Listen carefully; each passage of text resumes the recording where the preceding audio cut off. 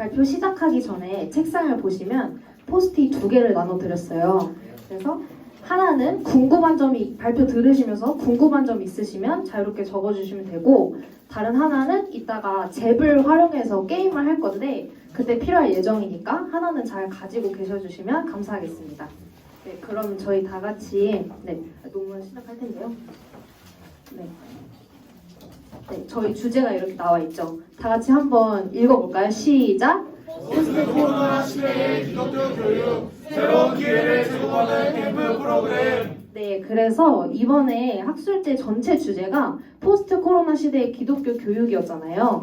그래서 저희 학교, 총신대학교에서는 캠프에 초점을 맞춰서 그 대안으로 새로운 기회를 제공하는 캠프 프로그램이라는 주제로 한번 연구를 진행해 보았습니다.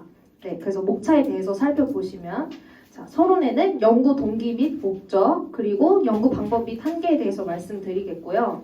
본론에서는 포스트 코로나에 대해서 말씀드리고, 그 다음에 저희 주제인 캠프에 대한 이론, 그리고 프로그램을 제시할 예정이고, 마지막에는 캠프의 기독교 교육적 함의에 대해서 말씀드리도록 하겠습니다.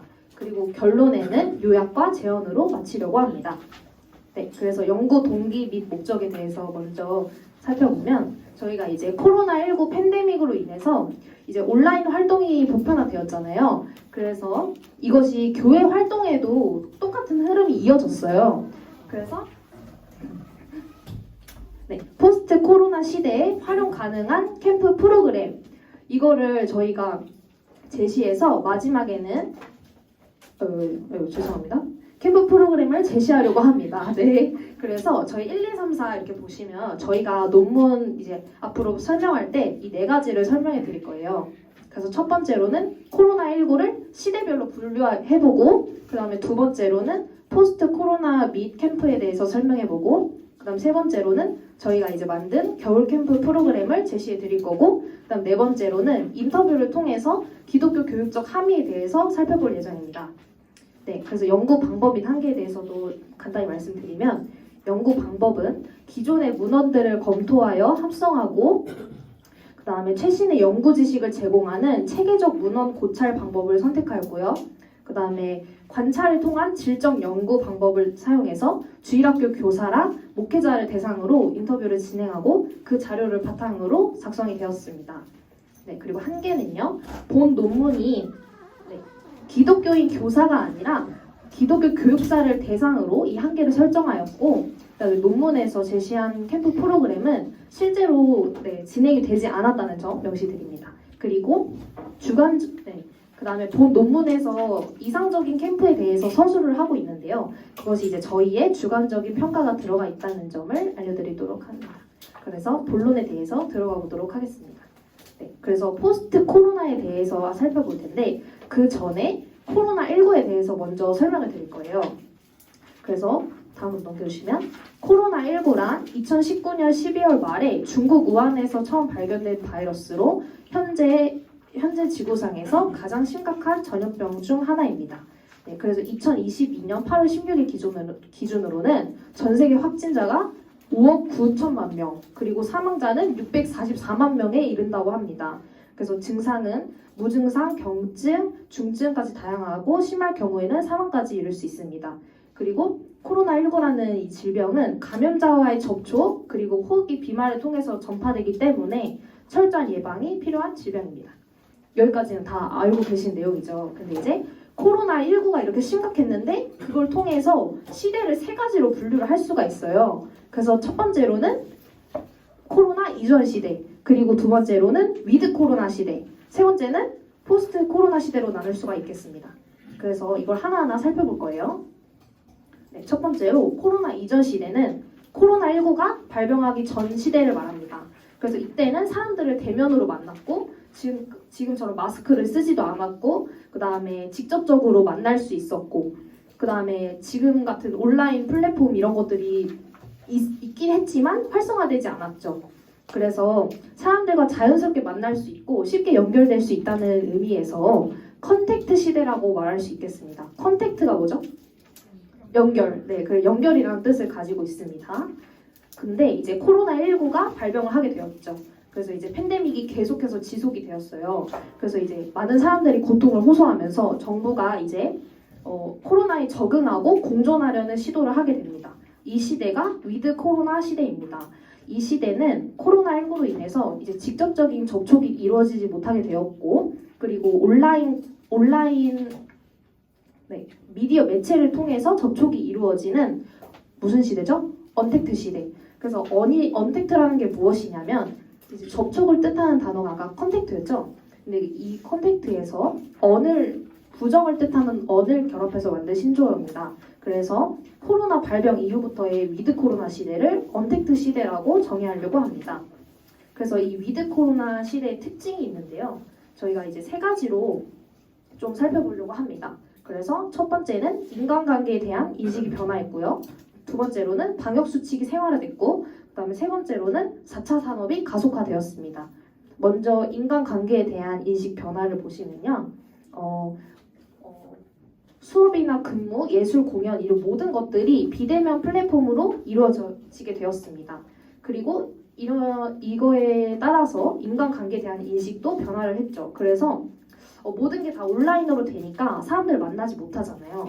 그래서 우울감을 느끼게 되고, 그 다음에 오히려 사람들과 대면 모임을 꺼리게 되는 경우도 생겼습니다. 그리고 다음으로는 위생과 개인의 방역수칙이 준수하는 것이 매우 중요해졌었죠. 그래서 외출할 때 무조건 마스크를 껴야 되고요. 그 다음에 손 씻기나 주기적인 환기가 중요했고, 그 다음에 공공장소에 들어가려면 저희 체온 측정했었고 명단 작성 다 했었잖아요. 물론 지금은 안 하지만. 그리고 대중교통 공공장소에 가면 매일 방역이 이루어져야 했었고, 그 다음에 사람들과 무조건 한 칸을 띄어서 앉았던 문화가 당연해졌습니다. 그리고 마지막 특징으로는 4차 산업의 가속화인데, 저희가 다 알다시피 OTT 서비스가 매우 증가했어요. 이게 모르실 수도 있는데 저희가 다 아는 거예요. 넷플릭스, 유튜브 이런 건데 온라인으로 인터넷으로 이제 동영상을 즐길 수 있는 이런 프로그램들이 엄청 활성화되었고, 그 다음에 인터넷 쇼핑. 그래서 저희 생일 선물도 카카오톡 선물하기로 다 보내줬었죠. 네, 그런 것처럼 이런 것들이 증가했고 메타버스가 발전했는데요.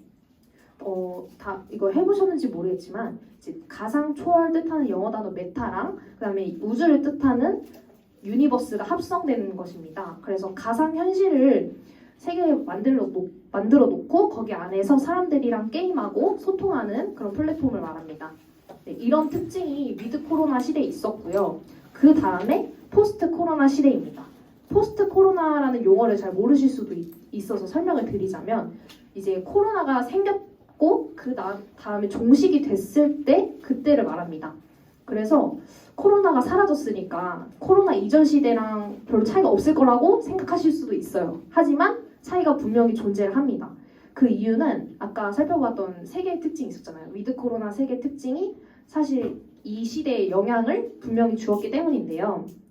그래서 가운데 글자를 보시면 포스트 코로나 시대를 뉴 노멀 시대라고 정의를 할 수 있겠습니다. 그래서 뉴 노멀은 무엇이냐?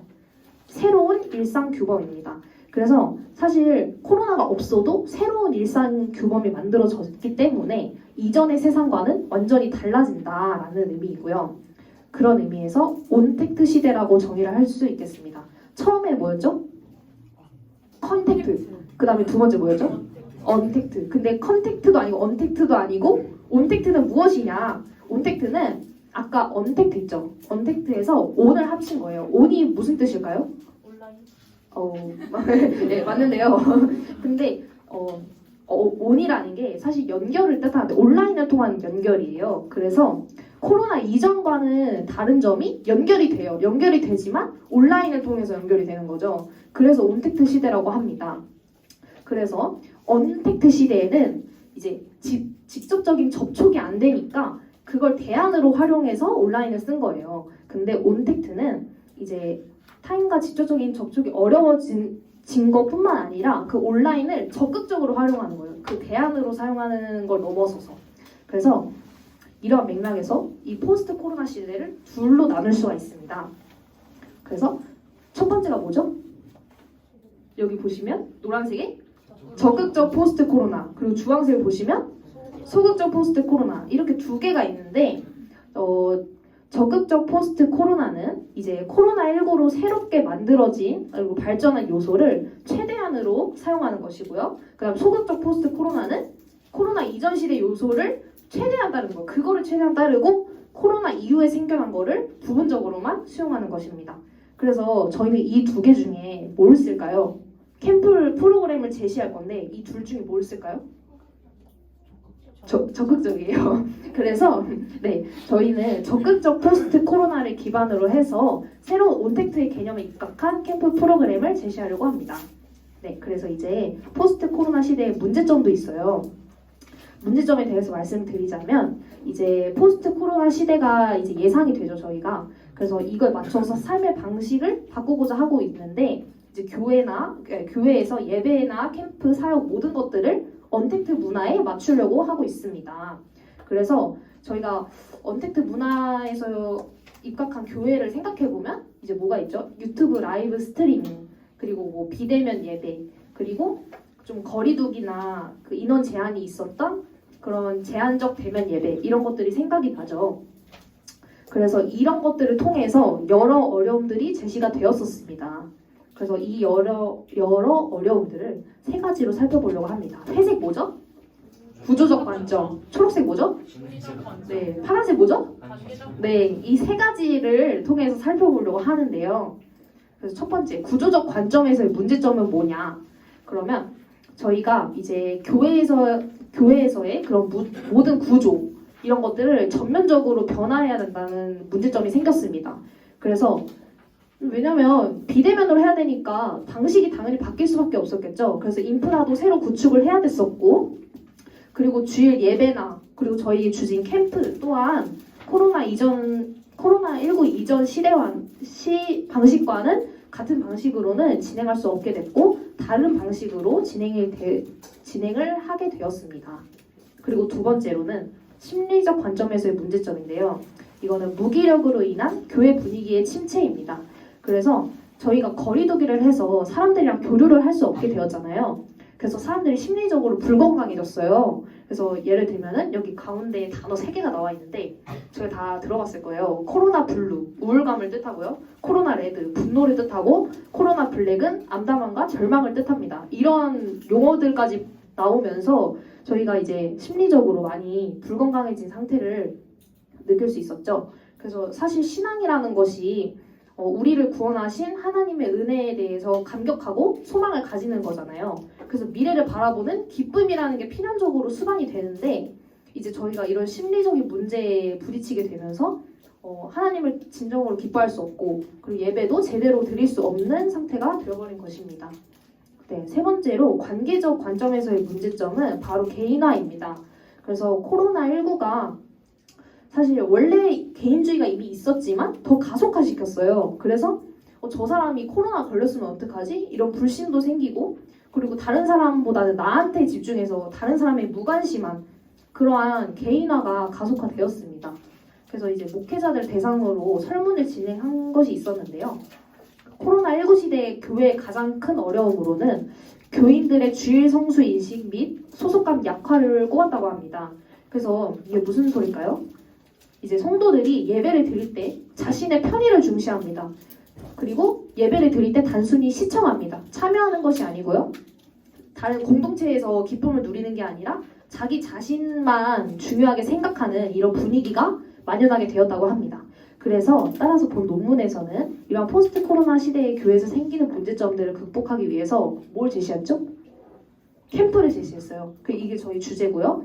그 다음에 예배와 교회의 본질을 회복하려고 하고요. 그 다음에 코로나와 함께 살아온 청소년들에게 올바른 기독교 교육을 할 수 있는 방안을 생각해 보려고 합니다.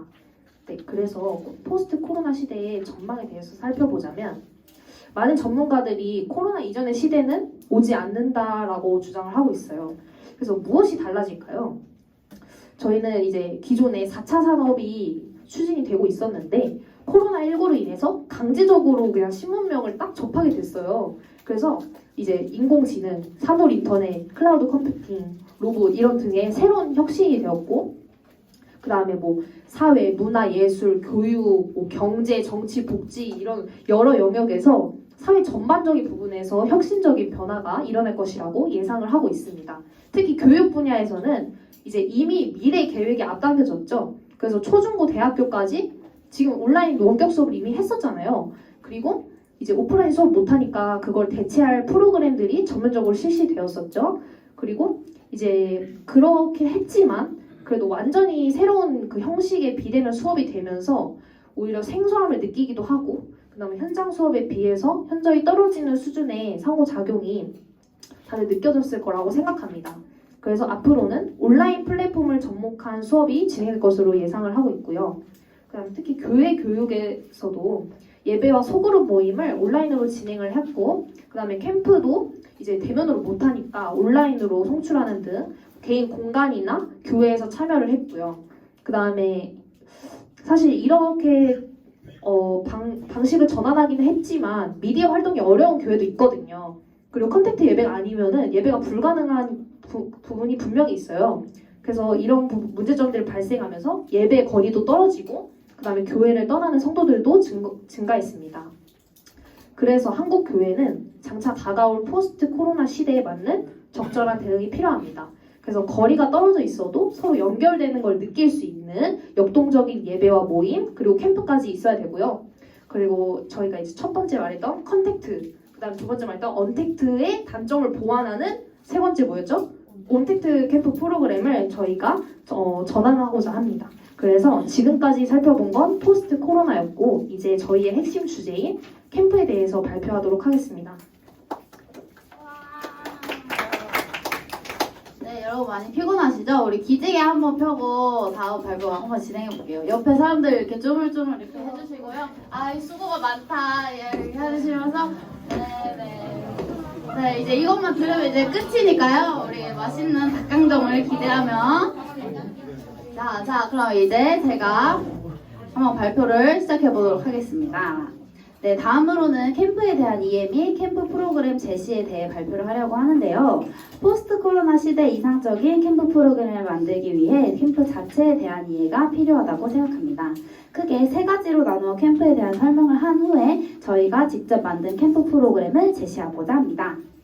네, 캠프의 역사에 대해 먼저 발표하고자 하는데요. 우리가 지금 교회 내에서 실시하고 있는 교육과 훈련의 성격을 갖추고 레크레이션의 의미를 지니게 된 시기는 어느 시대부터였다고요? 그리스 시대. 네, 그리스 시대부터였습니다. 자, 첫째, 일반 캠프의 역사에 대해 한번 알아보고자 하는데요. 18세기 유럽의 산업혁명을 통해 도시화 현상이 이렇게 가속화되면서 사람들은 점차 자연에서 멀리 떨어져 지내게 되었고 자연은 시간을 내어 이렇게 찾아가야 하는 곳이 되었습니다. 사람들이 이렇게 도시에서 자연으로 가는 거 보이시나요? 네, 이렇게 되면서 산업화 이후에 각박하고 바쁜 일상의 도시 생활에서 벗어나 야외로 나가 자연에서 가지는 새로운 레크레이션의 일종으로 변하게 되었습니다. 둘째, 이거 무슨 나라 국기죠? 네, 미국 맞습니다. 최초의 교회 캠프에 대해서 한번 알아보려고 하는데요. 오늘날 체계적인 캠프가 탄생하고 발전된 곳이 바로 미국입니다. 당시 서부 지역에는 예배를 드릴 수 있는 공간이 많지 않아서 이렇게 말 타고 이렇게 움직이시는 거 보이시나요? 이렇게 순회 목사가 직접 말을 타고 다니면서 신방을 하거나 동행하면서 야외에서 예배를 드리곤 했다고 합니다. 이러한 야외 집회를 캠프 모임이라고 불렀다는 데서 캠프가 유래하였습니다. 이 당시의 캠프 모임은 여러 곳에 흩어져 사회적, 종교적으로 소외있던 사람들을 모으는 사람들의 만남의 장소로 역할을 해왔으며 이후 교회와 주일학교가 발전하면서 캠프 모임들은 쇠퇴를 하기 시작했습니다. 네, 다음으로 넘겨주시면 오늘날과 같은 부흥의 집회 성격의 캠프 집회와 성격을 달리해서 소규모 교회 집회를 최초로 실시한 사람이 바로 여기 가운데에 있는 힝클리 목사인데요. 이 목사 같은 경우에는 1880년 교회 청소년 7명을 인솔해서 로드 아일랜드에 위치한 가드너 섬으로 캠핑을 떠났습니다. 비록 여기엔 4명밖에 없지만요. 이제 3명이 다른 곳에 있었다는 점 알아두시면 좋을 것 같고 그는 캠퍼들과 함께 오전에는 예배, 기독교 교육, 오후에는 뭐 했다고요? 네, 스포츠를 하고 또 저녁에는 뭐 했다고요? 네, 턴런을 하면서 이제 그런 시간을 가졌다고 합니다. 그래서 바로 이 캠프가 교회에서 주최하는 최초의 캠프였습니다. 네, 셋째로는 우리나라 캠프의 역사에 대해 알아보고자 하는데요. 우리나라 캠프가 시작된 곳은 선교사와 부흥사에 의해 주도된 사경회와 YMCA였습니다. 모일 수 있는 교회와 또 공간과 또 그리고 그 당시에 목회자들이 많지 않은 상황이었기 때문에 선교사와 목회자들이 여행을 하며 부흥회를 열었는데요. 이러한 소식이 들리면서 인근에 사는 사람들이 나 감자 많아, 나 고구마 많아 이렇게 하면서 식량들도 막 가져오고 우리 집에 이부자리 가져갈게 하면서 이렇게 가져와서 지정된 장소에서 합숙을 하게 된 게 이제 캠프의 역사로 자리 잡게 되었다고 합니다. 네, 그래서 현 서울 YMCA에서는 1910년 6월 22일부터 26일까지 서울교회와 진관사에서 제1회 활용회를 실시하였습니다. 당시의 주요 캠프 프로그램은 대부분 강의와 성경 공부로 짜여졌다는 점에서 사실은 캠프라기보다는 또 강습회 또는 임원 수련회라고 부르는 것이 더욱 합당합니다. 더불어 우리나라에서는 1970에서 80년대 급격한 경제 성장을 이루게 되었고 그로 인해 캠프도 양적으로 급속한 발전을 보였으나 비전문적이고 상업화된 캠프들이 확산돼서 오히려 캠프의 질적인 부분이 매우 후퇴하게 된 경우도 있습니다. 이를 통해 캠프에 대한 올바른 이해와 목적을 가지고 프로그램을 개발하는 필요성이 얼마나 중요한지 유념해야 합니다. 네, 다음으로 캠프의 정의에 대해 발표하겠습니다. 일반적인 캠프의 정의는 교회에서 하는 수련회, 흔히 캠프라고 부르는 기독교 캠핑은 교회 교육 환경에서 독특한 형태의 환경들 중 하나라는 것인데요. 이러한 의미에서 저희 자랑스러운 총신대학교 기독교 교육과 교수님이신 이정민 교수님이 임시적 교육 공동체로서 캠핑, 춘업절을 중심으로 하는 논문에서 어떻게 기독교 캠핑을 정의드렸는지 우리 한번 여기 같이 읽어볼까요? 시작!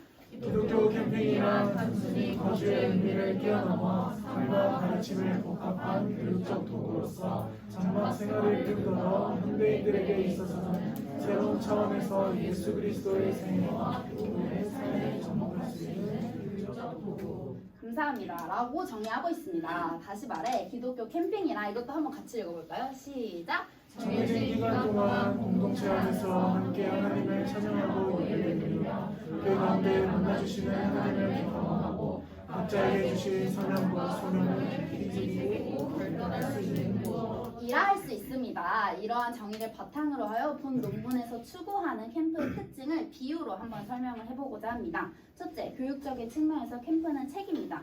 책은 우리 작가가 자신이 경험한 것들 또 전하고자 하는 것들이 집약되어 있습니다.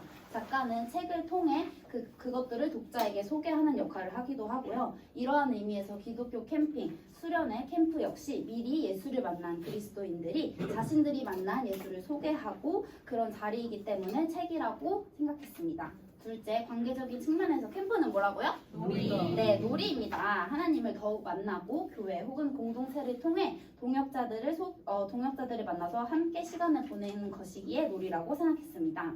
셋째, 실전적인 측면에서 뭐라고요? 도움닫기. 네, 우리 도움닫기는 우리 달리기 하기 전에 도움닫기 하는 그 짧은 시간 동안 일상생활과 미래 자신의 삶에서 필요한 신앙 성장과 공동체성 함양을 이루어내기 위한 활동들과 경험을 할 수 있기 때문에 도움닫기라고 했습니다. 네, 마지막으로 넷째, 캠프는 뭐라고요? 삶. 네, 삶입니다.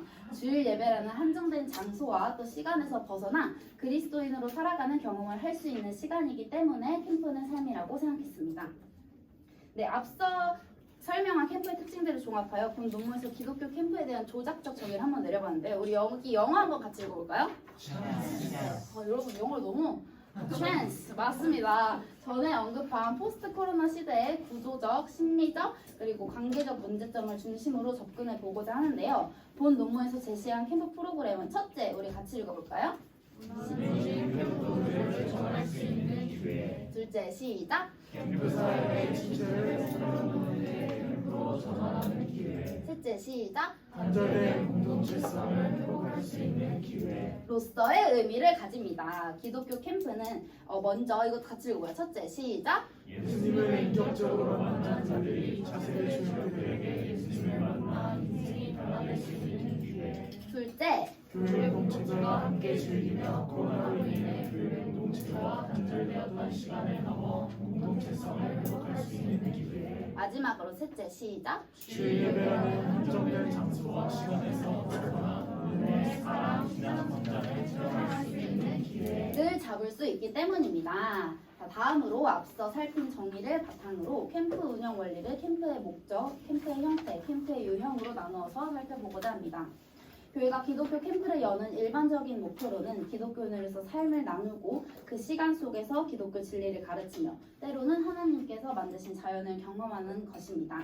구체적인 캠프 구성의 목적으로 우리 첫 번째 같이 읽어볼까요? 시작! 캠퍼들과 인격적인 만남과 대화와 상담의 기회. 둘째 시작! 캠퍼들 각자의 신앙의 부족과 결단의 기회. 셋째 시작! 캠프 이후에 기독교인의 삶을 살아가는 길 제공. 넷째 시작! 말씀이 생활 속에 녹아드는 경험의 기회. 다섯째 시작! 건전한 건강관리를 할 수 있는 기회. 를 제공합니다. 이러한 목적이 코로나19 이후 더욱 강조되고 있는데요. 특히 비대면 관계가 계속되면서 인격적 만남에 대한 갈급함이 생겼으며 무너져 버린 신앙생활과 생활습관에 신앙의 결단이 필요해진 현 시점에서 캠프의 필요성은 더욱 강조되고 있습니다.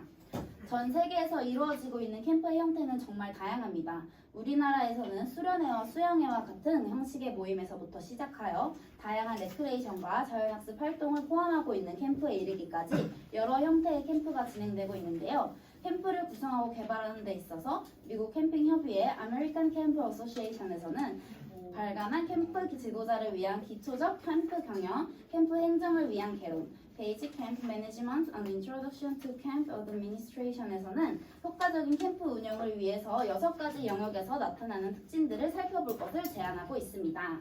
첫째는 우리 같이 한번 제가 위에 거 읽을 테니까 밑에 거 같이 읽어주시겠어요?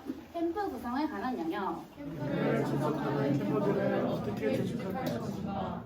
프로그램 구성에 관한 영역, 프로그램 운영을 어떻게 할 것인가? 스텝 구성에 관한 영역, 스텝 구성을 어떻게 할 것인가? 캠프 활동에 관한 영역, 캠프 활동을 구체적으로 어떻게 구성할 것인가? 동기부여에 관한 영역, 캠퍼들에게 어떤 동기부여를 주어 프로그램에 참여하게 될 것인가? 평가 규범에 관한 영역. 캠프의 구성 요소에 대한 평가를 어떻게 할 것인가? 아, 네, 나 읽어주셔서 너무 감사합니다. 자, 그렇다면 저희 이제 그 포스트잇에 질문지 막 적어달라고 했잖아요. 그럼 여기 이쯤에서 질문 되는 게 그러면 과연 저희 총신대학교가 만든 캠프 프로그램은 여기에서 어떤 영역을 가지고 있는지 저희가 소개를 해드리려고 하는데요.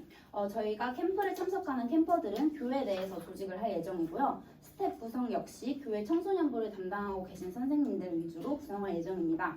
만약 인원이 더 필요할 경우에 교회 청년들이나 집사님, 권사님들 중에 자원을 받아서 예정할 예정이고요. 프로그램 구성과 캠프 활동에 있어서는 차후에 프로그램 설명회, 구체적인 설명이 진행될 예정이며 동기부여에 관한 영역은 캠프를 준비하는 기간 동안 함께 모여 기도하고 청소년들에게 캠프가 어떤 의미를 가지는지 교사 세미나를 열어서 프로그램에 참여하게 할 예정입니다. 캠프 구성 요소에 대한 평가는 캠프 후에 피드백 시간을 가지며 평가할 예정입니다.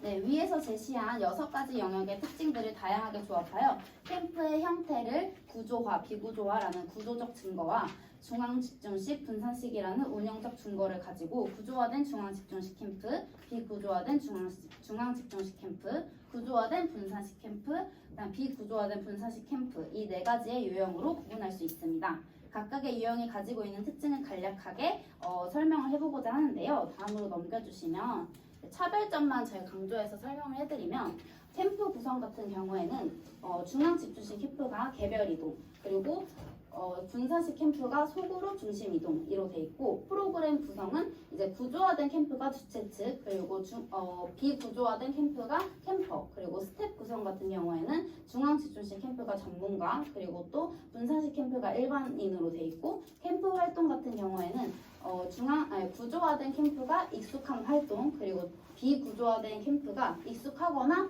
혹은 낯선 활동까지 포함하고 있고 동기부여 시스템 같은 경우에는 특이점이 있는데 중앙집중식 캠프는 모두 개별 경쟁과 보상으로 되어 있지만 구조화된 분산식 캠프 같은 경우에는 그룹별 경쟁과 보상이라는 점이고 또 비구조화된 분산식 캠프에서는 내적 동기와 모험이라는 점이 차이점이 있습니다. 또 평가 교원 같은 경우에는 구조화된 캠프에서 원활성과 효율성을 가지고 있고 또 비구조화된 캠프에서 목표 이행이라는 평가 교범을 가지고 있습니다. 네, 캠프의 필요성에 대해서 일반 캠프와 기독교 캠프를 나누어서 설명할 수 있는데요. 일반 캠프의 경우 바쁘게 살아가는 것이 익숙해진 학생들이 자연 속에 들어가 여유를 즐길 수 있는 시간을 제공한다는 점이 그 필요성입니다. 이런 의미에서 캠프는 평소에 배울 수 없었던 공동체성을 습득하고 그에 따른 협동과 협력을 키워나가는 장이 될 것입니다. 이러한 교육은 학교와 같은 일반 교육 현장에서는 하기 어렵기에 장소와 시간 등의 한계로 어려움이 있으므로 더욱이 캠프의 필요성이 중시됩니다. 기독교 캠프는 평소 교회에서 보내는 시간보다 더 오랜 시간 교회 공동체 속에 머물 수 있게 됩니다. 특별히 자연 속에서 캠프를 진행하면서 더 큰 세상을 발견할 수 있을 뿐만 아니라 자연과의 만남에서 자기 본연의 모습을 찾을 수 있다는 점이 가장 큰 필요성입니다. 나아가 자연을 창조하신 창조주 하나님을 경험하게 됩니다. 이러한 캠프의 필요성은 예배의 생활화, 인간관계 형성, 공동체 훈련 등으로 나누어서 볼 수 있는데요. 캠프는 이러한 예배의 생활화를 교육하기에 가장 적합한 환경입니다. 교회에서 1년 52주간 매주 1시간씩 공과 공부를 한다고 생각하면 1년간 52시간의 신앙교육을 가질 수 있으나 캠프, 즉 수련회를 3박 4일간 80시간이라는 교육 시간을 가지게 돼서 훨씬 많은 시간을 가질 수 있게 되고 또한 형식에 갇힌 예배가 아니라 자고 일어나서 생활하는 모든 시간 속에서 하나님을 경험하고 묵상하도록 진행되는 시간이므로 예배가 생활화되는 데 큰 영향을 끼칩니다. 기독교 캠프는 인간관계 형성에도 많은 도움을 주는데요. 교회가 공동체성을 강조하는 것에 비해 교회 안 공동체성 향상을 위한 프로그램이 충분하지 않은 현실입니다. 더욱이 현대사회는 점점 개인주의가 심해지기 때문에 이런 기회를 최대한으로 제공함으로써 공동체성을 키워나갈 필요가 있습니다. 아이스 브레이킹, 레크레이션과 같은 프로그램뿐만 아니라 함께 대화할 수 있는 대화의 장을 만들어주는 것이 좋습니다. 특히 캠프에서는 학생들끼리의 관계만이 아니라 교사와 또 교육자와의 관계 형성까지 이루어져야 합니다. 공동체 훈련의 경우 공동체 생활을 하게 되는 캠프의 모든 시간 속에서 배울 수 있는 것이라고 생각합니다. 네, 포스트 코로나 시대에 이러한 캠프의 필요성이 더욱 대두되는데요. 코로나19로 인해 교회에 나가지 못하게 되면서 현 상황에서는 대면 예배가 가능해져도 교회에 나가지 않고 온라인으로만 예배를 참여하는 성도들이 늘었습니다. 이러한 상황 가운데 교회의 공동체성을 다시 회복하고 그 필요성을 깨닫기 위한 캠프의 역할이 강조됩니다. 따라서 캠프를 통해 무너졌던 개인의 신앙을 세워가고 교회에서 드리는 예배뿐만 아니라 삶의 예배를 드릴 수 있도록 훈련할 수 있는 시간이 되기를 간절히 소망합니다. 다음으로는 내 길의 밝은 빛 안다미로 캠프 프로그램 소개를 하도록 하겠습니다. 네, 지금부터 저희가 캠프 만들었던 프로그램을 좀 소개하려고 합니다. 자, 오른쪽이 직접 만든 우리 지금까지 할 프로그램 시간표예요. 그래서 여러분들이 지금 당장 저희 지금 토요일 새벽이죠. 당장 자고 일어나서 아침부터 하는 1박 2일 캠프에 지금 여러분들이 이걸 듣고 당장 하러 가야 되는 스태프나 교사라고 생각하시고 이걸 들어주시면 좋을 것 같습니다. 그래서 저희가 주제는 내 길의 밝은 빛으로 주제 성구는 요한복음 4장 6절 말씀입니다. 핵심 단어는 길로서 예수님께서 걸어가신 길을 따라가는 자녀의 삶을 강조하고자 했습니다. 캠프의 대상은 출석 인원이 10명에서 15명 정도의 중고등부로 설정하였습니다. 캠프 기간은 1박 2일이고 작은 교회에서 하는 만큼 장소가 협소하다는 전제하에 상황에 따라 집에 가서 취침하고 다음날 다시 교회로 와서 프로그램을 시작할 수 있도록 했습니다. 본 캠프의 교육 목표 및 캠프 목적은 다음과 같습니다. 첫 번째는 신앙교육인데요. 캠프에서 이루어지는 모든 프로그램의 시간과 활동 중에 신앙교육이 이루어진다고 보기 때문에 캠프를 통해 하나님을 사랑하고 이웃을 사랑하는 기독교 삶의 원리를 실제 생활로 옮기는 경험의 기회를 제공합니다. 두 번째 목적은 공동체 회복입니다. 코로나19로 인해서 공동체성의 상실이 문제가 되고 있는데 교회 공동체의 회복을 위해서는 내적인 공동체 회복이 우선이 되어야 합니다. 그래서 이 캠프에서는 많은 시간을 함께 공유하고 또 서로의 관심으로부터 이어지는 진실성 있는 대화를 함으로써 내적인 공동체 회복을 이끌어낼 수 있도록 프로그램을 기획했습니다. 네, 전체적인 캠프의 내용은 사무엘상하 말씀으로 우리 이 안에서 다윗의 삶으로 진행이 됩니다. 그래서 전체적으로 틀을 좀 설명드리면 개회 예배 때는 사무엘상 17장 31에서 40절 주어진 역할에 충실한 순종의 왕 다윗이라는 제목으로 설교를 하고요. 그리고 다음 미션 게임 주제 말씀은 사무엘상 26장 11장 21절 11절에서 21절 말씀으로 사울에게 쫓기던 다윗이 사울을 죽일 수 있는 기회가 있었음에도 여호와께서 기름 부으신 자로 세우신 사람이라면서 살렸던 이야기를 토대로 미션 게임을 진행합니다. 첫째 날 저녁 예배 때 사무엘하 11장 2절에서 15절 말씀으로 어리석은 다윗이라는 제목으로 다윗 바세바 우리아 이야기를 하면서 다윗은 하나님의 마음에 합한 자라며 정말 하나님과 가까이 지내는 자였지만 그런 다윗도 권력과 시간 부가 갖춰진 왕의 때에도 잘못을 저지르고 했다는 죄에 관한 메시지를 전하고자 합니다. 둘째 날 아침 큐티는 사무엘하 12장 15절에서 25절 말씀으로 다윗의 죄의 결과와 하나님의 일하심에 대한 내용을 묵상하도록 할 건데요. 다윗의 죄의 결과는 바세바에게서 낳은 아들의 죽음이었고 그리고 그 아들을 죽게 하시지만 결국 솔로몬이라는 아들을 낳게 함으로써 복을 더해주시는 하나님을 묵상하는 시간으로 하려고 합니다. 그리고 폐회 예배는 사무엘하 22장 26에서 30절 나의 등불이라는 제목으로 이 말씀은 회개 후에도 그럼에도 불구하고 복을 더해주시고 끝까지 다윗의 삶을 비추고 인도하신 하나님은 다윗은 등불이라고 고백을 합니다. 그래서 신실한 사람은 신실함으로 흠없는 사람은 흠없음으로 반대로 간교한 사람은 교묘함으로 대하시고 교만한 사람은 낮추시는 하나님을 알아갑니다. 이 전체적인 흐름을 청소년들에게 알려주고 다윗처럼 순종할 수 있는 믿음과 다윗이 전심으로 사랑하는 하나님에 대해 예배를 비롯한 각종 프로그램을 통해서 알려주려고 합니다. 네, 1일차 프로그램부터 차례대로 소개해드리도록 하겠습니다. 잘 들으셔야 돼요. 오늘 아침에 가는 캠프예요. 자, 10시 반부터 우리가 접수를 받고 오리엔테이션 진행합니다. 오리엔테이션 때는 캠프 참여 시 주의사항과 전체적인 프로그램의 흐름을 설명하고 저녁에 있을 토크 콘서트에 필요한 질문을 구글 폼을 통해서 받겠습니다. 또한 아직 기도나 예배가 익숙하지 않은 청소년들을 위해서 예배 형식이나 기본적인 기도의 방법에 대한 교육을 진행해서 아이들이 적극적으로 수련회에 참여할 수 있도록 합니다. 개회 예배는 사무엘상 17장 13에서 40절의 말씀으로 다윗의 충성과 순종을 주제로 진행합니다. 1시부터는 아이스 브레이킹을 진행합니다. 아이스 브레이킹을 위해 질문이 적힌 포스트잇을 미리 준비할 거고요. 그리고 질문 포스트잇을 한 사람씩 뽑은 후에 그 질문을 돌아가면서 대답합니다. 질문은 일상적인 가벼운 질문부터 심도 있는 답변할 수 있는 질문까지 골고루 준비할 거고 질문의 예시는 PPT에 보이는 다음과 같습니다. 그래서 아이들이 좀 다른 친구들이 답변하는 거에 집중할 수 있도록 각자가 가진 캠프 자료가 될 종이나 질문지에 답변을 기록하도록 할 건데 아이들이 말하는 걸 그대로 받아들일 필요는 없고 키워드 중심으로 기록하게끔 하려고 합니다. 그래서 간단히 마무리 멘트하고 프로그램을 정리하려고 합니다.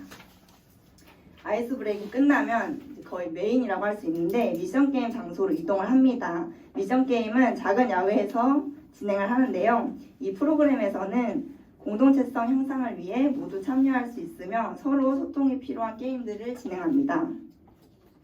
사무엘상 26장 11절에서 21절 말씀을 통해 자신을 쫓던 사울을 죽일 수 있었음에도 살려주고 왕이 되기까지의 이야기를 게임을 통해서 힌트를 좀 얻고 이야기를 완성해 나감으로써 스토리에 몰입할 수 있도록 합니다.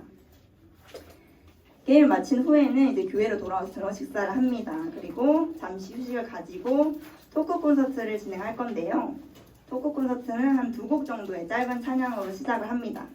찬양을 마친 후에 강사 혹은 교육자분이 나와서 오리엔테이션 때 받은 질문들 있죠. 구글 폼으로 받겠다고 했던 그 질문들을 받고 질문에 답하는 시간이 끝나면 청소년들이 궁금해할 만한 그리고 알면 좋을 기독교 세계관에 입각한 가치에 대한 주제 강의를 진행하려고 합니다. 그래서 주제 강의를 마치고 짧게 Q&A 진행하면서 이 프로그램 마치고요. 토크 콘서트가 마치면 10분 정도 쉬는 시간 갖고 저녁 집회를 시작합니다. 저녁 집회는 예배와 기도회로 진행되는데 찬양은 30분 정도 진행한 후 말씀을 듣습니다. 이때 설교 본문은 사무엘하 11장 2절에서 15절 다윗이 왕이 된 후 죄를 지었던 내용입니다. 설교를 마친 후에 기도회를 진행합니다. 기도회 때는 아직 기도가 익숙하지 않은 학생들을 위해서 좀 구체적인 기도 제목을 제시해 주면서 혼자서 기도하는 것도 중요하지만 더불어서 선생님과 교역자 그리고 서로 학생들을 위해 그리고 학생들이 나 외에 다른 친구들 그리고 우리 공동체를 위해서 기도하는 시간을 갖습니다. 다음으로 이렇게 하고 자고 2일차가 시작이 됩니다. 2일차는 아침 큐티로 시작을 하는데요. 보통 큐티는 우리가 앉아서 묵상 나눔하는 것이 보통이긴 한데 이번에는 자연을 맞이하러 산책로를 따라 걸으면서 말씀을 묵상하는 시간을 갖습니다. 그래서 디지털 기기를 이때는 최대한 좀 내려놓고 오직 말씀에 집중할 수 있는 시간을 제공하는데요. 오직 말씀과 기도로 하나님과 함께하는 시간이기 때문에 묵상 가능한 개인별로 묵상을 하고 나중에 이제 모여서 다른 친구들이랑 묵상 나눔하는 것으로 하겠습니다. 그러고 이제 점심 먹고 선생님의 라떼 이야기라는 오후 프로그램을 진행하려고 하는데 이 프로그램은 이제 계속 이제 첫째 날에도 학생들과 학생들끼리도 계속 이야기 나눴지만 선생님이랑 이야기 나눌 시간은 많이 없었어서 이 프로그램은 학생과 학생의 관계를 넘어서 학생과 선생님의 교제와 관계 향상을 위한 프로그램입니다. 그래서 이 기회를 통해서 선생님들은 학생들에게 비전과 사명을 심어줄 수 있습니다.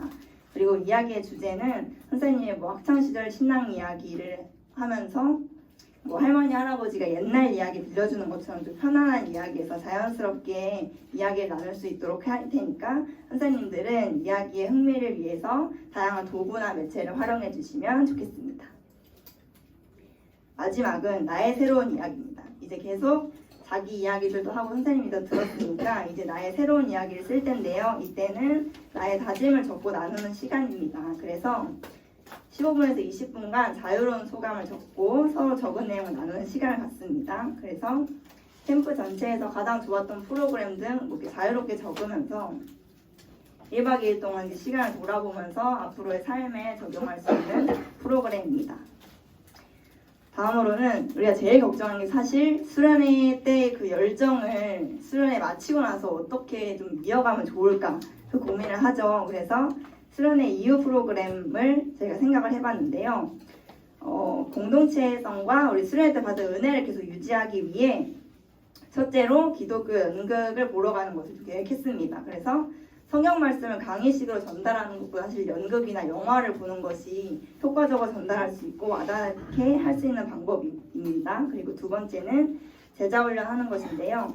주일 예배 때 듣는 그 20분, 25분, 30분 가량의 설교로는 사실 아이들에게 전할 수 있는 메시지가 한정적이고 신앙이 성장하기는 어렵습니다. 강의식으로 보통 진행되기 때문에 그렇기에 수련회 이후 제자훈련 시스템을 적용해서 진정한 예수님의 제자로 세워질 수 있도록 양육하는 것이 매우 필요할 것 같습니다. 마지막은 아직 안 끝났어요. 국내 단기성교를 가는 것인데요. 수련회에서도 아직 좀 사실 1박 2일이기 때문에 어색할 수 있는 관계가 또 같이 선교하고 시간 보내면서 봉사하면서 끈끈한 공동체성을 느낄 수 있습니다. 또한 배우고 들은 말씀들을 직접 실천해 볼 수 있는 유익한 시간이 될 것 같아서 이렇게 계획을 좀 짜봤습니다. 다음으로는 저희가 기획한 캠프를 통해서 기대하는 효과인데요. 참여한 청소년의 경우에는 먼저 다양한 프로그램을 경험하면서 하나님을 인격적으로 만나고 그 삶의 가치와 기준이 예수 그리스도가 되도록 하는 것입니다. 적극적인 교제를 통해서 공동체 회복과 하나님 안에서의 하나됨을 느끼고 하나님의 사랑을 가득 누리길 기대합니다. 그래서 코로나19로 사실 모이지 못하고 교제하지 못했던 부분을 고려해서 청소년들끼리 친해지고 어울릴 수 있는 시간을 마련하고자 했습니다. 그리고 우리 사역자와 교사에 대한 기대 효과인데요. 작은 교회에서 자체 수련회를 진행할 때 가장 큰 어려움은 사역자나 교사의 업무량 증대나 프로그램 제작이었습니다. 그래서 이런 어려움들을 좀 줄여보고 싶어서 이에 도움이 되고자 하는 본부 의무에서는 캠프를 제작했고 온라인 프로그램 활용도 가능하도록 했습니다. 그래서 이 캠프를 그대로 사용하지 않고 사실 여러분들 각자 교회로 가셔서 각자 교회에 맞게 적절하게 활용한다면 더 풍성한 캠프가 될 수 있을 것입니다. 그래서 많은 교회의 청소년부의 부흥이 일어나길 기대합니다. 다음은 우리 너무 기대하셨죠? 첫째 날 오후 프로그램 미션 게임을 진행해보는 시간을 가지도록 하겠습니다.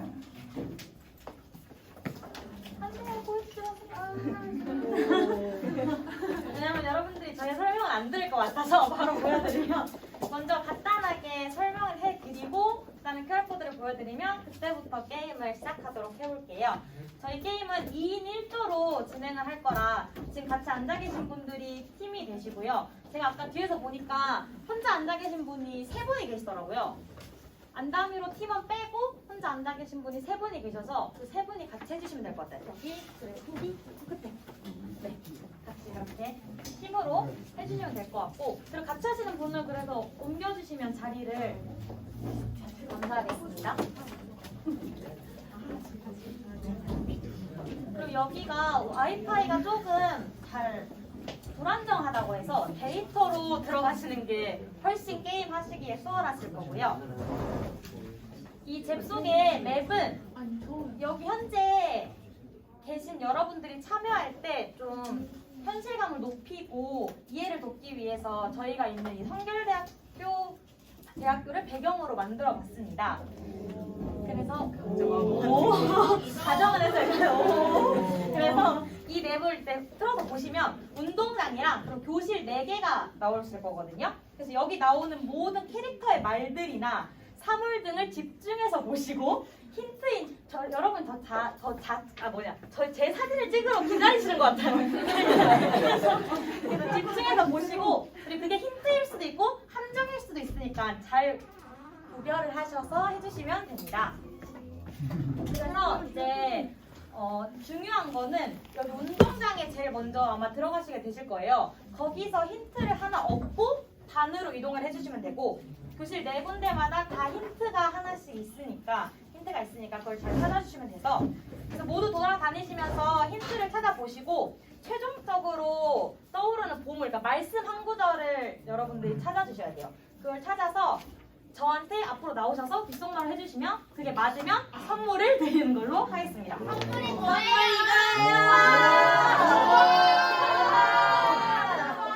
그래서 여기 저희 아까 포스트잇에 아마 힌트 다 적어서 좀 이렇게 활용하시는 게 게임 하시기에 쉬우실 거라 잘 활용을 해주셔서 들어가주세요. 안 들어가시는 분들은 저희한테 이용 요청하세요. 오 죄송해요.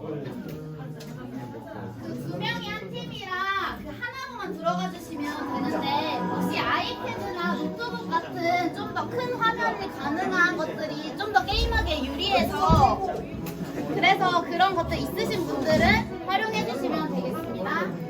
QR코드 하나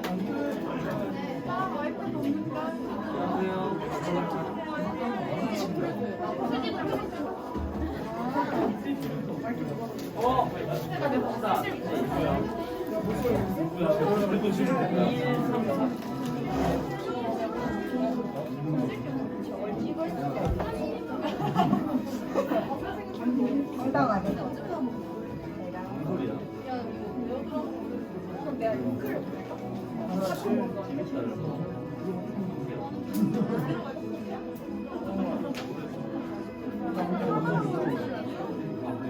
영빈의 아이폰. 나 이걸로 하고 있는데.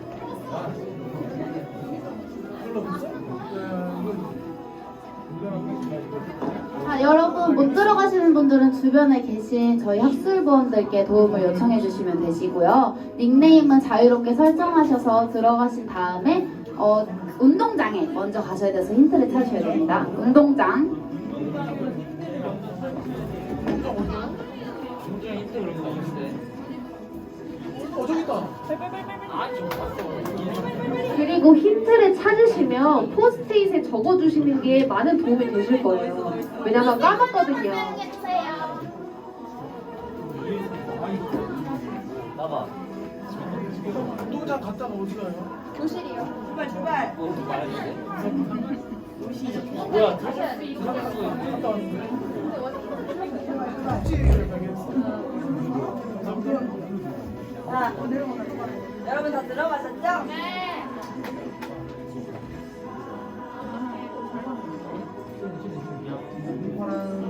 저희가 같이 돌아다니도록 하겠습니다. 자, 처음으로 가볼게요. 자, 여러분 운동장에서 힌트 찾고 지금 가시는 거죠? 네. 네, 많이 자, 힌트가 뭐게 세워져 있는 게 많이 없어요. 그럼 운동장에 여러분이 없어요. 들어가고 있어요. 아, 지금 반을 돌아다니는 것이군요. 좋습니다. 한 반을 좋아하는 사람이 있대. 3번에 좋아하는 사람. 잘 찾아봐야 돼. 잘 찾아봐야 돼. 와, 여기 안다미로원들이 있네요. 우와. 헐. 다 만들었어요. 노트북에 힌트 켜놓고 왔대. 누구 노트북일까? 누구 노트북이지? 예진이 것도 있고 준하 것도 있고 난리가 났는데? 노트북 저기 있다.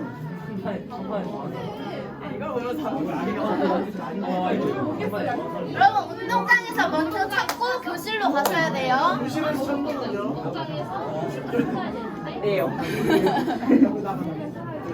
누구 노트북에 힌트가 켜져 있는 건지 이름을 좀 봐볼까?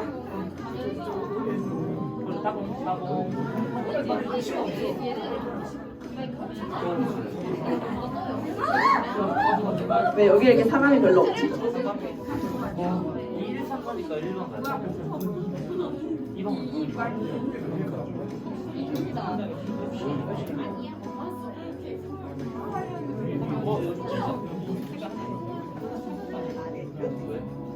아 잠깐만.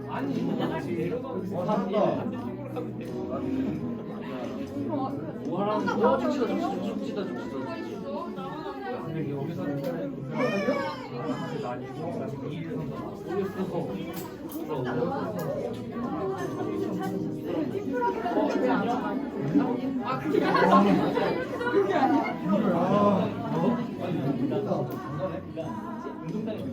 여러분 지금 몇 반에 계세요?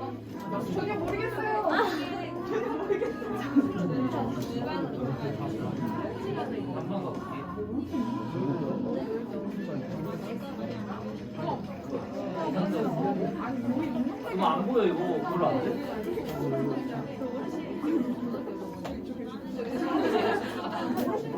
아, 여러분 수학 문제 푸는 거 아니에요. 저희는 다 수포자이기 때문에 수학 문제 내지 않습니다. 여러분 힌트가 다 힌트가 아니에요. 함정도 있어서 잘 파악하셔야 돼요. 이상한 소리도 있어요. 그다음에 어디를 가야 된다 했죠?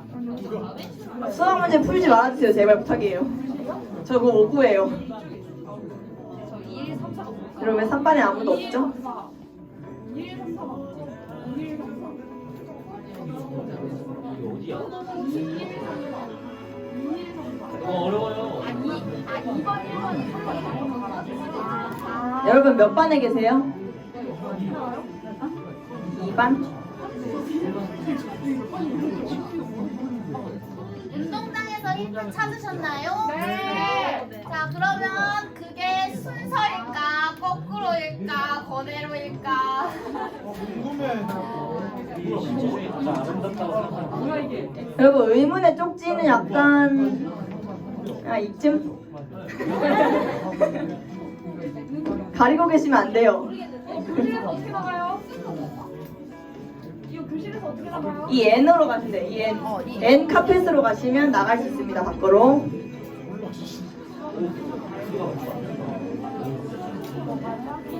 여러분 떠오르는 성경 구절. 이 힌트들의 단어들을 좀 착착착 해보세요. 조합을. 하나의 성경 구절을 찾으셔서 먼저 나오시는 분께 선물을 드리겠습니다.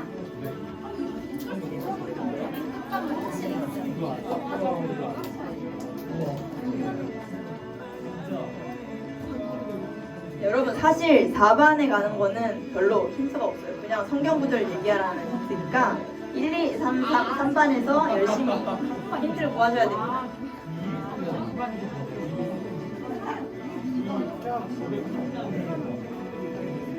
말을 때. 왜 뭔데? 뭔데?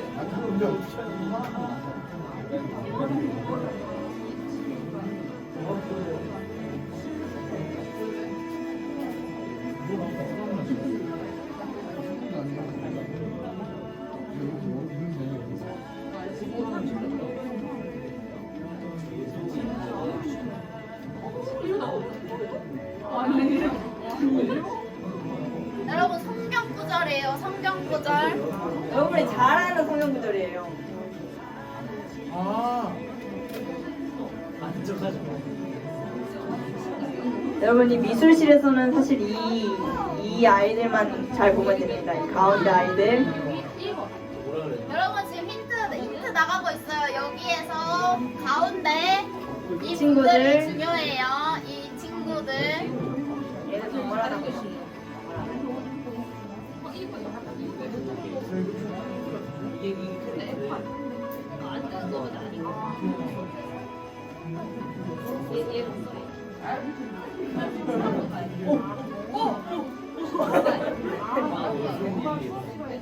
기도하는 그림 이거 뭐야?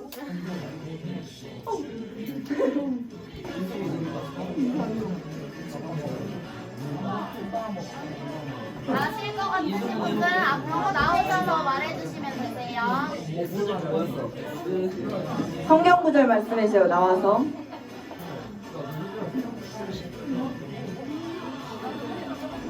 온다. 아니네. 나옵니다. 우선 네 여러분들 계속 계속 찾아주세요. 틀릴 수도 있어요. 있으니까요. 저도 인수분해 하면 그거 아니에요. 수학 문제 푸는 거 아니라고. 어디 만나야 돼요? 네.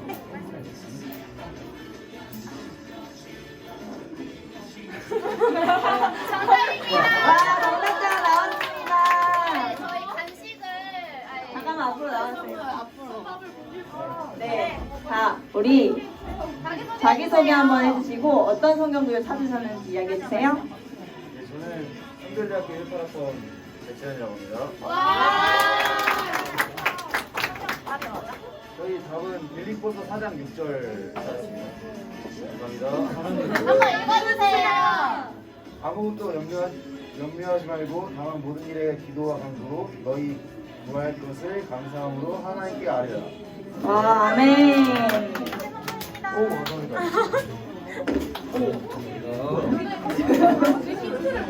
자, 여러분 이제 풀이의 시간을 제가 함께 하겠습니다. 자,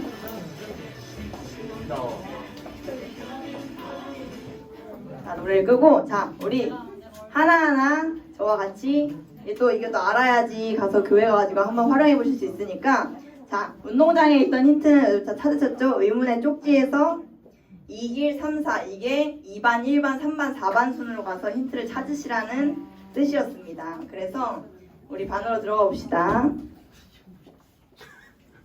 자, 2반. 2반에는 우리 안담위원들이 서 있었죠? 근데 여기 한동이라는 친구가 나 노트북에 힌트 켜놓고 왔는데 어떡하지 이럽니다. 그래서 노트북이 준하 것도 있고 뭐 예진이 것도 막 이래요. 그래서 이제 여기로 가면 한동이 노트북이 있습니다. 한동이 노트북에서 이 수학 문제가 4장 6절이란 뜻이었습니다. 그래서 이게 사실 제일 결정적이었지만 잘 모르는 힌트였고요. 그런데 여기 살짝 숨겨진 게 있다면 답 구했어가 그 구하라는 그 성경 구절 안에 그 단어를 살짝 연상시키려고 숨겨놓은 건데 이걸까지 보신 분들 그래서 NPC까지 잘 보라고 하신 거였고요. 그래서 우리 1반도 가기 전에 이 게시판 보신 분 있으세요? 네, 봤어요. 이게 바울이 편지를 쓰는 그림입니다. 그래서 여기서 여러분들이 빌립보인 걸 좀 눈치를 챌까 싶어서 숨겨놨는데요. 잘 모르셨던 것 같습니다. 1반에 가면 선생님이 누가 수업 시간에 쪽지를 돌리냐고 해서 쪽지를 찾으러 다녔을 거예요. 이게 뭘까? 저것도 안 보였어요. 그래서 여기에 수업 시간에 돌리던 쪽지가 있습니다. 나 걱정했어. 어떻게 하면 해결할 수 있을까? 해서 이 걱정가 염려였습니다. 와, 그리고 3반으로 갑니다. 3반에서는 미술 시간이죠. 그래서 여기 수행평가에 우리의 신체적 가장 아름다운 부위, 사실 이건 별로 신경 쓸 게 아니었고 이제 미진이라는 친구가 와, 이 그림 뭐야? 너 화가야? 이랬는데 그 그림이 기도하는 손 그림이었습니다. 그래서 이제 이 친구가 기도하는 손이에요. 저는 기도하는 손이 가장 아름다운 것 같아요. 칭찬 감사해요. 감사를 강조했습니다. 감사. 그래서 이거 모두 종합하면 아시겠어요? 처음에 이제 그 쪽지에서 걱정 얘기했던 게 어떡하지 했던 게 염려하지 말고 그럼 어떻게 해야 되나? 그래서 모든 일에 기도와 간구로 해서 기도하는 손을 올렸고요. 그래서 너의 구할 것을 아까 답 구했어? 뭐 약간 이런 것도 다 힌트였고요. 구할 것을 감사함으로 아뢰라 해서 감사를 강조를 했습니다. 그래서 저희가 빌립보서 4장 6절 말씀을 보물로 지정해서 게임을 같이 해봤습니다. 여러분 재밌으셨죠? 네. 그럼 이상으로 저희가 준비한 게임은 마치고 이제 다시 논문으로 캠프에 대한 기독교적 함의에 대해서 발표를 이어서 진행하도록 하겠습니다.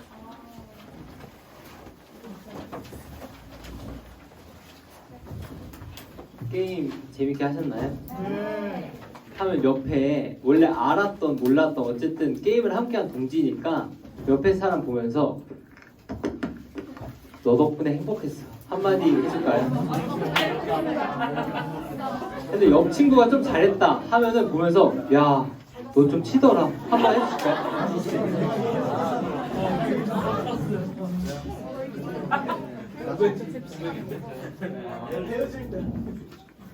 이제 다시 내용으로 들어가서 이제 저희가 만든 캠프에 대한 기독교 교육적 함의를 진행해 보려고 합니다. 함의를 이렇게 해도 잘 들리시나요? 네. 그럼 이렇게 진행하도록 하겠습니다. 얘가 좀 자유분방해가지고 함의를 진행하는 이유는 일단 앞서 서론에서 말씀드린 것처럼 저희 프로그램이 한 번도 현장에서 실제로 진행해 본 적이 없는 프로그램입니다. 그래서 사전에 진행한 인터뷰를 통해서 이 프로그램이 효과성이 있는가, 실제 현장에서는 어떠한 문제점이 있었고 이 캠프 프로그램이 이 문제점을 보완할 수 있는가에 대한 내용을 하려고 저희가 인터뷰 내용을 통해 함의를 진행하려고 합니다. 인터뷰는 8월 11일부터 8월 25일까지 총 14일간 진행됐고 인터뷰는 교회에서 청소년을 대상으로 주일학교를 섬기고 계신 교사와 교육자를 대상으로 진행되었습니다. 왜 이 대상을 선정했냐? 일단 저희가 캠프 진행하는 대상이 청소년이었죠. 그래서 청소년을 사역하시는 분들을 지정했고 그리고 코로나 이전과 이후를 모두 경험해 보신 분이어야 코로나 이전에 이랬는데 이후에는 이렇다라고 말씀해 주실 수 있기 때문에 코로나 이전과 이후 시대를 모두 경험한 교사와 목회자로 선정했습니다. 질문은 첫 번째 수속과 경력, 두 번째 코로나로 인해 뭐가 어려웠는지 또 이 어려움을 어떻게 극복했는지, 세 번째 코로나로 인한 생활 속 장점이나 이점, 네 번째 본인이 생각하는 이상적인 캠프, 다섯 번째 캠프가 미치길 원하는 영향, 이렇게 질문을 진행했습니다. 1차 인터뷰 있으면 2차 인터뷰도 있겠죠. 2차 인터뷰를 왜 진행했냐? 저희가 그냥 한 건 아니고 일단 1차 인터뷰를 완료하고 저희가 캠프 개발을 위해서 교회 규모를 선정하려고 했을 때 처음에는 캠프가 진행되기도 용이하고 공간 확보도 편한 좀 큰 교회나 좀 중형 교회를 대상으로 캠프를 제작하려고 했습니다. 하지만 한국에 있는 교회의 약 90%가 소형교회이고 소형교회에서는 자체적으로 캠프 프로그램을 진행하기 어렵기 때문에 그런 점을 들어서 저희가 작은 교회를 대상으로 캠프 프로그램을 제작하려고 했고 그러다 보니까 이제 작은 교회에 다니시는 그 교사분들과 목회자분들의 인터뷰가 필요하게 돼서 2차 인터뷰를 진행하게 되었습니다. 대상은 그 5분, 교역자 4분과 교사 1분을 진행했고 질문으로는 첫 번째 소속과 해당 교회의 상황, 두 번째 학생들 간의 친밀도와 소속감 등 부서의 분위기, 세 번째 자체적으로 수련회를 진행해 봤는지 또 진행해 봤을 때 뭐가 좋고 뭐가 안 좋았는지, 네 번째 하게 된다면 진행하고 싶은 프로그램은 어떠한 것이 있는지, 다섯 번째 교회 전체의 분위기 또는 상황, 또 장점과 문제점 등 자유로운 의견에 대한 질문을 했습니다. 이제 본격적으로 내용에 들어가겠습니다. 먼저 코로나로 인해 뭐가 힘들었는지 일단 말씀드리겠습니다. 이 문제는 구조적인 문제, 개인 심리적 문제, 공동체성의 문제 이렇게 세 가지로 분류되는데요. 먼저 구조적인 문제에 관련된 인터뷰 내용입니다. 대면 예배가 불가하여 온라인으로 예배 진행하다 보니 양방향으로 이루어지기보다 일방적으로 예배가 이루어져서 어려움이 있었다. 일단 예배를 진행하게 되면 목사님은 여기 서서 설교를 하시죠. 하고 이거를 카메라로 찍어요. 앞에 아무도 없는데. 그 다음에 찍은 걸 저희는 집에서 보죠. 잠옷 입고 머리 안 감고 그냥 봐야지. 봐요. 끝났어. 끝나면 그냥 예배 끝나면 그냥 TV를 꺼버리면 예배가 끝나게 되는 겁니다. 이렇게 해서 쌍방보다는 일방적으로 예배가 진행되었다. 그리고 예배의 틀의 변화, 비대면으로 예배가 진행되다 보니까 이런 부분에서 실제적인 어려움을 겪게 되었다는 인터뷰 답변이 있었습니다. 두 번째로 개인 심리적인 문제에서는 온라인 예배를 드림으로써 개개인의 신앙이 내가 생각했던 것보다 연약했던 것을 실질적으로 보게 되었다. 또 코로나로 인해 나만 코로나 안 걸리면 되지 하고 또 누가 코로나 걸렸다고 또 무슨 어디 싸돌아다녀가지고 코로나 걸리고 이러면서 점점 누군가를 이렇게 비난하고 또 개인주의가 만연해져서 이 코로나로 인해서 신앙의 모습이 굳어지고 굳어져 있는 삶 속에서 서로를 위해 기도하는 법을 잊었다는 답변이 있었습니다. 다음으로 공동체성의 문제인데요. 온라인 예배로 인해 주일 예배를 대면으로 드려야 한다는 당위성이 사라지고 전염의 위험 때문에 신방 및 대면이 어려워졌다는 게 가장 큰 어려움이다. 학생들 자신의 판단과 동기부여로 인한 것이어서 예배에 1시간만 투자하는 분위기로 자리가 잡혔다. 또 뭐 예배와 모임의 단절 이런 등의 부정적인 내용이 있었습니다. 이렇게 코로나19는 교회 현장에 정말 많은 변화를 가져왔습니다. 코로나19 초반에는 갑자기 예배 형식이 변화되게 됐죠. 비대면으로 바꾸게 되고 그러다 보니까 새로운 시스템을 구축하고 새로운 미디어 기기를 다루는 등 처음 마주하는 예배를 딱 처음 마주했는데 바로 적응까지 해야 되는 상황에 직면했습니다. 이 시기에 이 모든 것은 교역자분들과 목회자분들이 감당하셨죠. 또 갑작스럽게 비대면으로 전환되면서 학생들에 대한 일방적 소통과 교제에도 혼란을 겪게 되었습니다. 아마 여러분들도 교회 다니시다가 갑자기 잘 다니고 있었는데 갑자기 보지 말래. 영상으로 보래 해서 영상으로 봤다가 갑자기 오래 갔다가 또 영상으로 보래. 이랬던 경험이 한 번씩은 있으실 겁니다. 이런 과정에서 개인은 공동체와 이웃의 신앙을 돌보기는커녕 자신의 신앙마저 지켜내기 어려움을 겪었습니다. 또한 대면 예배와 달리 한정된 온라인 예배와 사람들과의 단절이 되는 상황에서 우울과 침체가 찾아왔고 이기주의와 개인주의가 만연한 현대사회에서 코로나19는 교회에서 이런 문화가 가속되도록 영향을 미쳤습니다. 이렇게 교회에서 하나님이 나에게 어떠한 뜻을 가지고 계셨는지 내가 어떠한 사람으로 부르셨는지 등의 정체성이 희미해지면서 교회 공동체에 대한 개념과 의식도 흐려졌죠. 또 부모님의 손에 이끌려서 교회 오던 친구들은 아니 교회 안 가도 된다네 하면 이 1시간 동안 예배 드리고 어차피 이거 볼 바에는 나는 차라리 뭐 유튜브를 보겠어 아니면 나 공부를 하겠어 등의 식으로 이제 시간이 채워지면서 주일성수라는 개념이 학생들에게 많이 사라졌죠. 이제 앞서 문제점 저희가 봤는데 그거를 바탕으로 포스트 코로나 시대에 활용할 수 있는 캠프 프로그램에 대한 인터뷰 내용을 한번 살펴보도록 하겠습니다. 먼저 포스트 코로나 시대에 활용할 수 있는 캠프와 관련된 인터뷰 내용은 비대면으로 수련회를 진행하니까 시간이 그냥 조금만 돼도 굳이 이동할 시간 없이 참여할 수 있었다. 한 명이라도 더 많이 오고 한 타임이라도 교제할 수 있는 것은 코로나19로 인해 생긴 의외의 긍정적인 점이다. 그리고 원데이 캠프가 많아질 것 같다. 원래 캠프 진행 엄마 나 수련회 가요 하면 짐 싸고 뭐 하고 칠수 친구 바빴는데 지금은 엄마 나 수련회 가요 컴퓨터 앞에 앉아서 너 뭐하니? 저 수련회 하고 있어요 하면서 수련회를 할 수 있는 그런 이제 원데이 이런 캠프가 가능하게 변화된 것이죠. 다음으로 포스트 코로나 시대에 추구해야 할 캠프의 방향성과 관련된 인터뷰 내용입니다. 코로나 시대 이후 캠프가 아이들에게 하나님을 다시금 인격적으로 만나며 자신의 삶의 주인과 목표가 온전히 하나님 한 분이심을 고백하는 시간이 되었으면 좋겠다. 또 신앙이 더욱 성숙해지고 하나님과의 관계가 더욱 깊어지는 시간이 되기를 원한다. 또 이 예배의 형식이 주는 이런 것들을 알게 하는 캠프였으면 좋겠다 등의 답변이 있었습니다. 이제 우리가 왜 아이스 브레이킹 왜 넣었어? 미션 게임 왜 넣었어? 재밌으시죠? 네. 그래서 이걸 왜 넣었냐에 대해서 이제 말씀드리려고 합니다.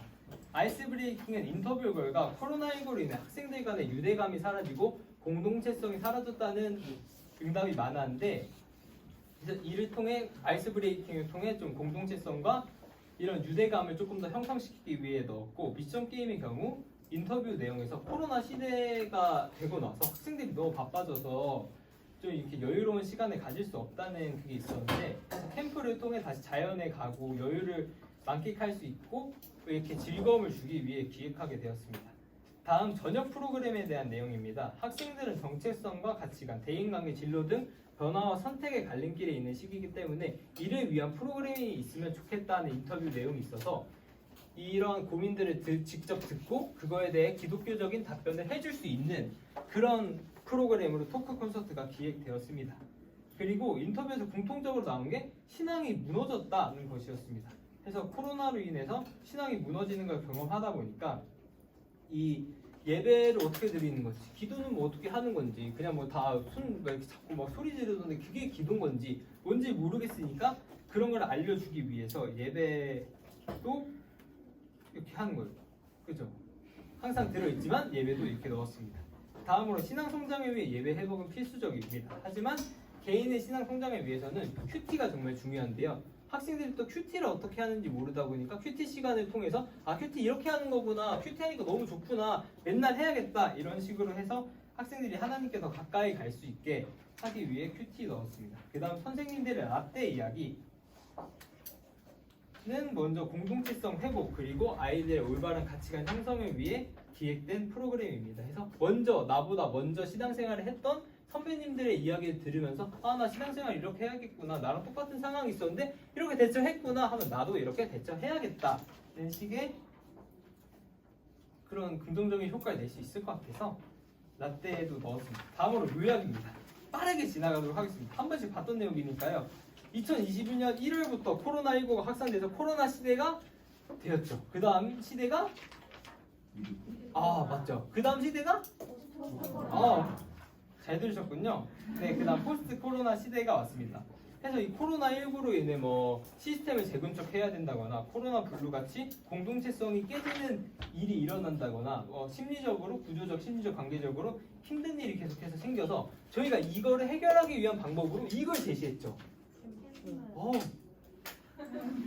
캠프를 제시했습니다. 해서 저희가 캠프에 대해서 일단 뭔지 알아야 되니까 캠프의 역사, 정의, 이론, 필요성 등에 대해 살펴보면서 기독교 교육을 위한 캠프에 대한 이해를 먼저 해보았습니다. 그 다음에 이 캠프를 통해서 아이들의 성장하고 공동체성을 회복하는 데 목적을 두었습니다. 더욱더 현실적이고 도움이 되는 캠프 개발을 위해 저희가 인터뷰를 했었죠. 그래서 인터뷰를 통해서 이 현실적으로 활용 가능할 수 있는 그런 프로그램을 만들었습니다. 저희가 개발한 프로그램은 한마디로 공동체성과 신앙 형성이라고 할 수 있습니다. 소외되는 작은 교회들을 위한 캠프 프로그램을 찾기 힘든 현 상황에서 작은 교회가 자체적으로 지금 바로 겨울 시즌이 다가오는데 겨울 캠프에 활용할 수 있는 그런 캠프를 만들었습니다. 여러 한계점도 분명히 존재하지만 새로운 시대에 활용 가능한 캠프를 제시하는 것만으로도 의의가 있다고 생각합니다. 내 길의 밝은 빛이라는 주제로 만든 캠프 신앙교육은 아이들의 삶의 변화를 끌어낼 것입니다. 더불어 코로나19로 인해 침체되었던 공동체성과 신앙을 다시 잡는 계기가 될 것이라고 확신합니다. 마지막 제언입니다. 일단 이 캠프 프로그램에 대한 한계점에 대해서 설명해 드리려고 하는데요. 일단 인터뷰를 통해 저희가 효과성을 입증했음에도 불구하고 실제로 한 번도 해본 적 없다는 캠프라는 점은 여전히 한계점으로 존재합니다. 그래서 실제로 어땠는지, 실제 했을 때 돌발 상황은 무엇이었고, 아이들의 피드백은 어떤 거였고, 교사의 피드백은 어떤 게 있었는지를 들을 수가 없었다는 것이었죠. 하지만 이것은 저희가 실제로 이 캠프 프로그램을 현장에서 진행하면서 피드백을 해보고 문제점을 파악하게 된다면 조금 더 좋은 캠프로 발전할 가능성이 있습니다. 다음으로 이 캠프에서 제시하는 포스트 코로나의 문제가 이거예요 라는 건 오로지 저희가 인터뷰를 통해 또 조사를 통해 알게 된 문제점입니다. 그래서 포스트 코로나의 모든 문제점을 해결할 수 있는 캠프가 아니라는 게 한계점이 있습니다. 다음으로 캠프 자체의 한계에 대해서 말씀드리려고 하는데요. 계속 말씀드렸다시피 그 인원수가 적은 교회에서는 자체적으로 수련회를 여는 게 너무 어렵습니다. 찬양팀 꾸리는 것도 어렵고 돈도 너무 많이 들고 장소 구하는 것도 너무 많이 들고 어렵고 사운드나 이런 분위기가 청소년들에게 정말 중요한데 그거를 조성해 줄 수가 없는 거죠. 그래서 이런 문제를 해결하기 위해 저희는 연합 수련회를 제시했습니다. 하지만 연합 수련회를 하더라도 작은 교회 연합이 모여서 진행되는 프로그램이기 때문에 찬양팀 결성이나 공간 확보 등 여러 측면에서 어려움이 아직도 있습니다. 그리고 본 논문에서는 그 문제점에 대해서 명쾌한 해답을 내놓지 못했습니다. 하지만 현실적으로 가능할지 모르겠지만 큰 교회나 노회에서 연합수련회를 지원하는 시스템이나 그런 제도를 구축해서 지원하는 방법이나 연합수련회에 참가하는 교회에서 거기 성인분들이나 청년분들이 재정적 지원이나 직접 교사를 한다거나 자신의 전공이나 자신의 직업을 살려서 무언가 한다면은 조금 더 풍성한 그런 프로그램이 될 수 있을 거라고 생각합니다. 논문을 마무리하겠습니다. 코로나19로 인해 진행하지 못했던 캠프가 이번 여름이 되어서야 실시하게 되었습니다. 본 논문을 통해서도 알 수 있듯이 캠프 기독교 교육이 학생들의 신앙 성장에서 꼭 필요한 요소라는 것은 모두 여러분이 인지하셨을 것입니다. 본 논문에서 기독교 교육자로서 다음 세대 아이들을 위해 캠프를 어떻게 설계해 나갈 것인지 깊게 고민하고 생각할 수 있는 계기를 주었다는 점에서 의의를 듭니다. 앞서 언급했던 것과 같이 코로나19를 겪으면서 공동체성과 신앙 형성에 어려움을 겪은 다음 세대의 학생들이 캠프 기독교 교육을 통해서 내가 믿는 하나님이 어떤 하나님인지, 내가 믿는 복음이 어떤 복음인지 다시 한번 깨닫고 알아가는 시간이 되기를 기대합니다. 이상으로 발표 마치도록 하겠습니다. 하지만 다 끝난 건 아니라는 거. 저희가 이제 토론하고 질의응답을 진행하려고 합니다. 저희 토론 주제 한번 보여주시겠어요?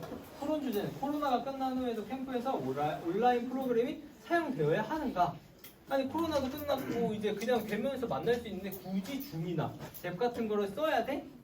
라는 거죠. 여기에 대한 답은 안 적으셔도 됩니다. 여기 생각나시면은 말씀해 주시면 되고 또 저희 이 발표를 들으면서 궁금하셨던 게 분명 한두 개씩은 있으셨을 겁니다. 그래서 그거를 포스트잇에다가 적어주시고 만약에 없다, 와 발표 잘했다 이러면은 뭘 잘했는지, 와 이게 잘했어요, 최한동이 발표 진짜 잘했어요 이런 거 아니면은 이게 부족했다, 최한동 말 너무 많았다, 말을 계속한다 라든지 개선할 점과 좋았던 점 이렇게 작성해 주시면 감사하겠습니다. 지금 28분인데 저희가 40분까지 진행이 되거든요. 해서 5분 드리겠습니다. 33분까지 그 포스트잇에 작성해 주시고 그 토론 주제에 대한 생각도 해 주시고 다 제출하신 다음에 그다음 토론에 대한 얘기를 하겠습니다.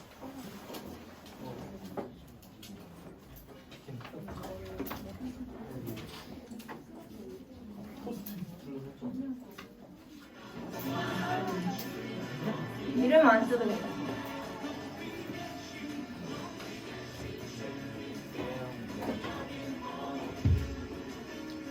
토론에 대한 생각은 그냥 정리되시면 발표를 해주셔도 괜찮습니다. 발표하면 뭐 줘요? 발표하면 우리 뭐지? 저희 어제 빼빼로데이요. 저희가 빼빼로를 준비했습니다. 발표해주신 분들에게 빼빼로를 드리도록 하겠습니다.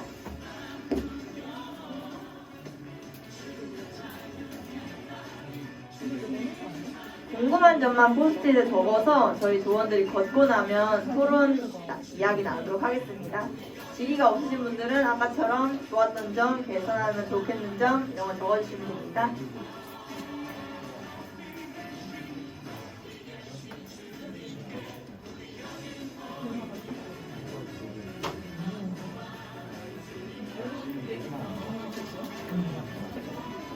질문 내주시면 저희가 선별해서 모두 답변드릴 수 없어가지고 답변을 해드리도록 하겠습니다. 선별해서 몇 가지만.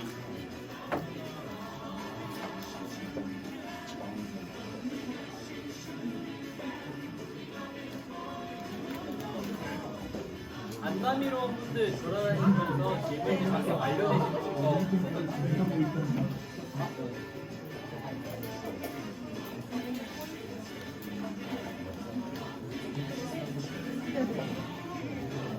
칭찬 이런 것도 네. 질의가 없으시면 적으시면 많이 들었어요. 칭찬 많이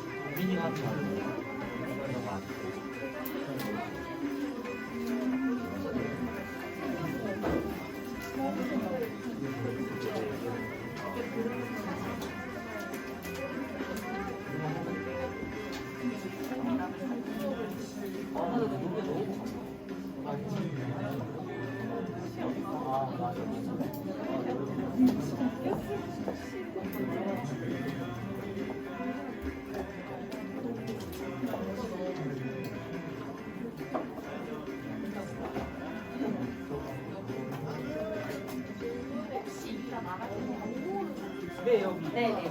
밖에 분리수거할 수 있으니까요. 혹시 토익 주제에 대해서 답변 말해보겠다. 자기소개 한번 해주시고 말 한번 해주세요. 네네. 토론 주제 답변입니다. 저는 장로의 신학대학교 21학번 9학년입니다. 와, 발표해주세요. 저 같은 경우에는 코로나가 끝난 후에도 캠프에서 온라인 프로그램이 사용되어야 한다고 포스트잇을 작성을 했었는데요.